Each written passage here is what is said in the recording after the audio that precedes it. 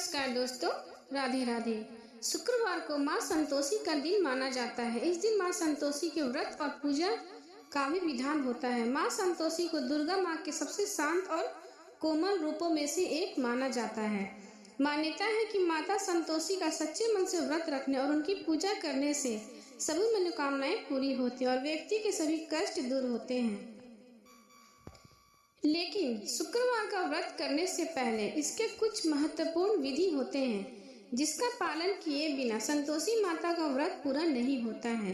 इन नियमों का पालन करना बेहद जरूरी होता है। संतोषी माता का व्रत का महत्व। पौराणिक कथा के अनुसार माँ संतोषी के पिता भगवान गणेश और माता रिद्धि सिद्धि हैं और धन ध्यान और रत्नों से भरा पूरा परिवार होने के कारण इन्हें देवी संतोषी कहा जाता है। शास्त्रों की माने तो शुक्रवार के दिन देवी लक्ष्मी के साथ ही माता संतोषी को भी समर्पित होता है, इसलिए इस दिन इनकी पूजा और व्रत को बेहद शुभ माना जाता है। संतोषी माता का व्रत 16 शुक्रवार तक करने से स्त्री पुरुष की सभी मनोकामनाएं पूरी होती हैं, परीक्षा में सफलता मिलती है, व्यवसाय में लाभ होता है और घर में सुख समृद्धि भी आती है। कुंवारी कन्या अगर संतोषी माता का व्रत करें तो माँ की कृपा से उन्हें सुयोग वर मिलता है। शुक्रवार को रखा जाने वाला माँ संतोषी का व्रत शुक्ल पक्ष के प्रथम शुक्रवार से शुरू किया जाता है। सुख सौभाग्य की प्राप्ति के लिए माता संतोषी के 16 शुक्रवार तक व्रत किए जाने का विधान है। संतोषी माता का व्रत करने वाले स्त्री पुरुष को खट्टी चीजों का सेवन और स्पर्श नहीं करना चाहिए। माँ संतोषी को भोग लगाने वाला प्रसाद गुड़ व चने से व्रती को भी खाना चाहिए। ऐसा करने से माता रानी की कृपा हमेशा बनी रहती है। अब सुने संतोषी माता की व्रत कथा। एक बुढ़िया थी जिसके 7 बेटे थे। उसमें से 6 कमाने वाले थे और एक कमाता नहीं था। वह बुढ़िया उन 6 को अच्छी रसोई बनाकर बड़े प्रेम से खिलाती और 7वें को बचा कुछा जूठन खिलाती, परंतु वह बहुत भोला था, मन में कुछ विचार नहीं करता था। जो उसकी माँ देती थी वह खा लेता था। एक दिन उसकी पत्नी ने बोला, देखो मेरी माता को मुझसे कितना प्रेम है। उसने कहा, हाँ तुम्हें सभी का जूठन जो खिलाती है, फिर भी तुम ऐसा कहते हो। तो पति ने कहा, नहीं मेरी माँ ऐसा नहीं कर सकती। तो पत्नी ने कहा, चाहो तो कुछ समय आने पर देख सकते हो। एक दिन बहुत बड़ा त्योहार आया। बुढ़िया ने 7 प्रकार के भोजन और चूरमे के लड्डू बनाए। 7वां लड़का यह बात जांचने के लिए सिर को दुखने का बहाना करके पतला कपड़ा ओढ़कर और रसोई घर में सो गया और देखने लगा कि माँ क्या करती है। माँ ने उनको बहुत अच्छे आसन पर बिठाया और 7 प्रकार के भोजन और लड्डू परोसे उनके 7 भाइयों को। वह उन्हें बड़े प्रेम से खिला रही थी। जब वे उठ के गए तो माँ ने उनकी थालियों के जूठन इकट्ठी की और उनमें से एक लड्डू बनाया और फिर 7वें लड़के से बोली, अरे बेटा आ रोटी खा ले। तो बेटे ने देख लिया और उसे बहुत दुख हुआ कि मेरी माँ मुझे अपने भाइयों का जूठन खिलाती है। वह बोला, मैं भोजन नहीं करूँगा माँ, मैं अब इस घर में तभी भोजन करूँगा जब मैं कुछ कमा कर लाऊंगा। मैं परदेश जा रहा हूँ। माँ ने कहा, अगर कल जाना है तो आज ही चला जा। वह घर से निकल गया। चलते समय उसे अपनी पत्नी की याद आई जो गौशाला में कपड़े धो रही थी और कंडे थाप रही थी। वह बोला, मैं विदेश जा रहा हूँ, आएंगे कुछ काल, तुम रहियो संतोष से, धर्म अपने पाल। इस पर उसकी पत्नी बोली, जायो पिया आनंद से, हमारी सोच हटाए, राम भरोसे हम रहे, ईश्वर तुम्हें सहाय। देहु निशानी आपने, देखूं धरू मैं धीर, सुही हमारी ना बिसरियो, रखियो मन गंभीर। इस पर वह लड़का बोला, मेरे पास कुछ नहीं है, यह अंगूठी है सो ले लो और मुझे भी अपनी कोई निशानी दे दो। वह बोली, मेरे पास क्या है, यह गोबर भरे हाथ है। यह कहकर उसने उसकी पीठ पर गोबर भरे हाथ को थाप मार दी। वह लड़का चला गया। ऐसा कहते इसी कारण से विवाह में पत्नी पति के पीठ पर हाथ पर छापा मारती है और यह प्रथा सदियों से चली आ रही है। चलते समय वह दूर देश में पहुंचा। वह एक व्यापारी की दुकान पर जाकर बोला, भाई मुझे नौकरी पर रख लो। व्यापारी को नौकर की जरूरत थी। अंत वह बोला, तनख्वाह कम देंगे पर तुम रह जाओ। तब लड़का मान गया। वह सवेरे 7 बजे से लेकर रात के 12 बजे तक नौकरी करने लगा। थोड़े ही दिनों में सारा लेन देन और हिसाब किताब करने लगा। सेठ के 7-8 नौकर चाकर खाने लगे। सेठ ने उसे 2-3 महीने में आधे मुनाफे का हिस्सेदार बना दिया। 12 वर्ष में वह नामी सेठ बन गया और उसका मालिक उसके भरोसे काम छोड़कर कहीं बाहर चला गया। उधर उसकी औरत को सास और जेठानियां बड़ा कष्ट देने लगी। वे उसे लकड़ी ले जाने जंगल भेजती, भूसे की रोटी देती, फूटे नारियल के खोपड़े में पानी देती। वह बड़े कष्ट से जीवन बिता रही थी।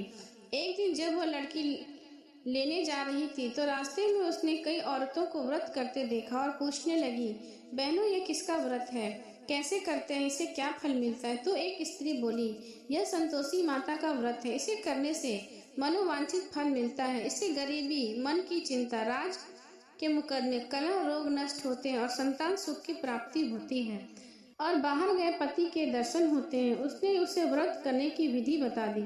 उसने रास्ते में सारी लकड़ियां बेच दी, गुड़ चना ले लिया। उसने व्रत करने की तैयारी की। उसके सामने एक मंदिर देखा तो पूछने लगी, यह किसका मंदिर है?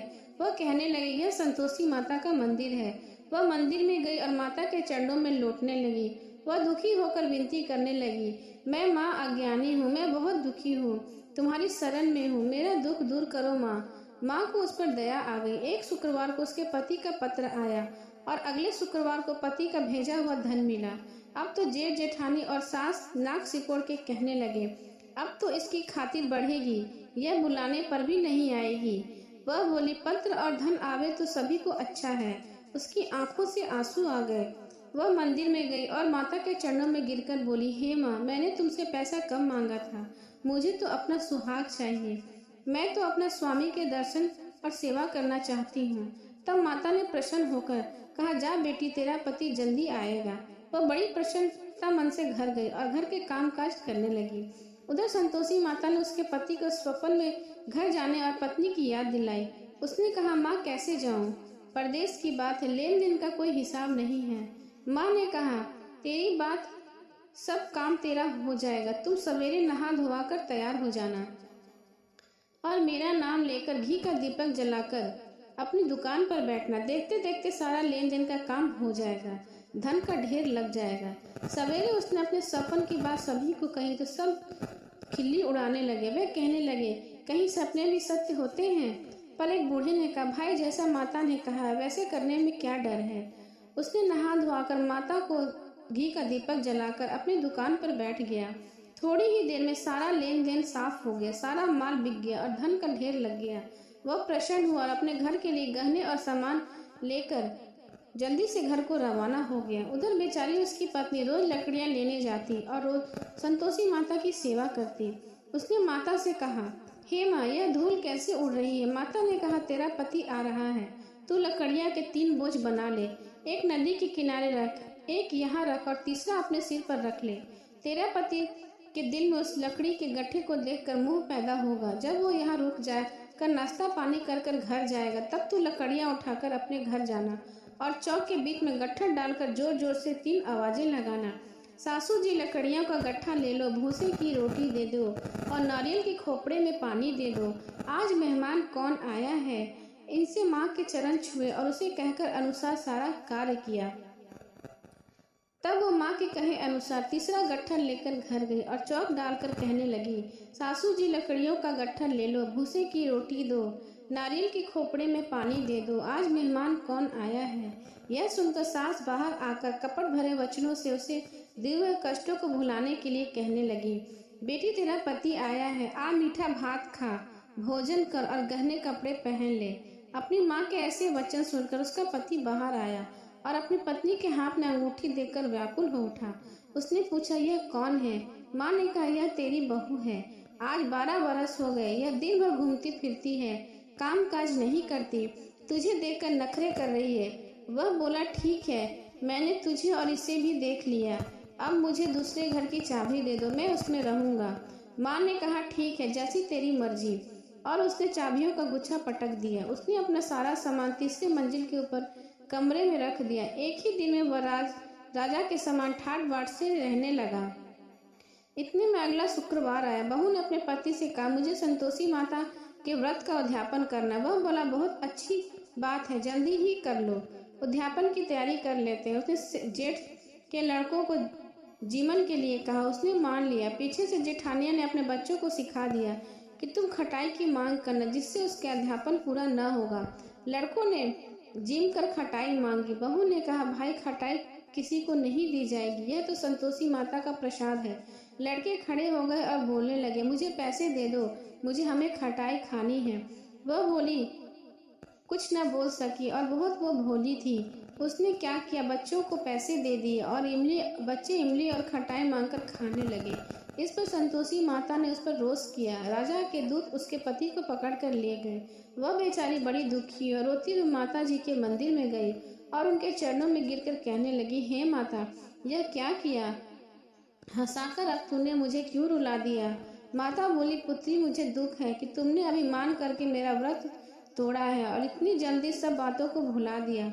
वह कहने लगी, माता, मेरा कोई अपराध नहीं, मुझे तो लड़कों ने भूल में डाल दिया। मैंने भूल से उन्हें पैसे दे दिए। माँ, मुझे क्षमा करो, मैं तुम्हारा उद्यापन करूंगी। माता बोली, जा, तेरा पति रास्ते में आता हुआ ही मिलेगा। उसे रास्ते में पति मिला और उसने पूछा कर बोला, राजा ने मुझे बुलाया था, मैं उससे मिलने गया था। वे फिर घर चले गए। कुछ दिन बाद शुक्रवार आया। दोबारा उसके पति की आज्ञा के उद्यापन करने लगी। उसने फिर जेठ के बच्चों को बुलावा दिया। जेठानियों ने फिर वही बात अपने बच्चों को सिखाई। लड़के भोजन की बात पर फिर खटाई मांगने लगे। उसने कहा, खटाई कुछ भी नहीं मिलेगा, आना है तो आओ, नहीं तो मैं ब्राह्मणों के बच्चों को बुला लूंगी। इतना कहकर वह ब्राह्मणों के बच्चों को बुलाकर भोजन कराने लगी। यथाशक्ति उसने दक्षिणा भी दी। संतोषी माता उस पर बड़ी प्रसन्न हुई। माता की कृपा से 9वें मास उसके कोख से एक चंद्रमा के समान पुत्र पैदा हुआ। अपने पुत्र को लेकर वह रोजाना मंदिर जाने लगी। एक दिन संतोषी माता ने सोचा कि यह रोज यहाँ आती है, आज मैं इसके घर चलूं, इसका सासरा देखूं। यह सोचकर उसने एक भयानक रूप बनाया। गुड़ व चने से सना मुख, ऊपर को सूंड के समान होठ, जिन पर मक्खियां भिनभिना रही थी। इसी सूरत में वह उसके घर गई। देहली पे पांव रखते उसकी सास बोली, देखो, कोई डायन आ रही है, इसे भगाओ, नहीं तो किसी को खा जाएगी। लड़के भागकर खिड़की बंद करने लगे। 7वें की लड़की बहू खिड़की से देख रही थी। वह चिल्लाने लगी, आज मेरी माता मेरे घर आई है। यह कहकर उसने बच्ची को दूध पीने से हटाया। इतने में सास बोली, पगली, किसे देखकर उतावली हुई है, बच्चे को भी पटक दिया। इतने में संतोषी माता के प्रताप से वहां लड़के ही लड़के नजर आने लगे। बहू बोली, सासू जी, मैं जिसका व्रत करती हूँ यह वह संतोषी माता है। यह कहकर उसकी सारी खिड़कियां खोल दी। सबने संतोषी माता के चरण पकड़ लिए और विनती करने लगे, हे माता, हम मूर्ख हैं, अज्ञानी हैं, पापनी हैं, तुम्हारे व्रत की विधि हम नहीं जानते, तुम्हारा व्रत भंग करके हमने बहुत बड़ा अपराध किया। हे माता, आप हमारा अपराध क्षमा करो। इस पर माता ने उन पर प्रसन्न हुए और सबको क्षमा कर दिया और माता वहां से अंतर ध्यान हो गई। हे माता, जैसे बहू को फल दिया वैसे सबको देना। प्रेम से बोले, संतोषी माता की जय।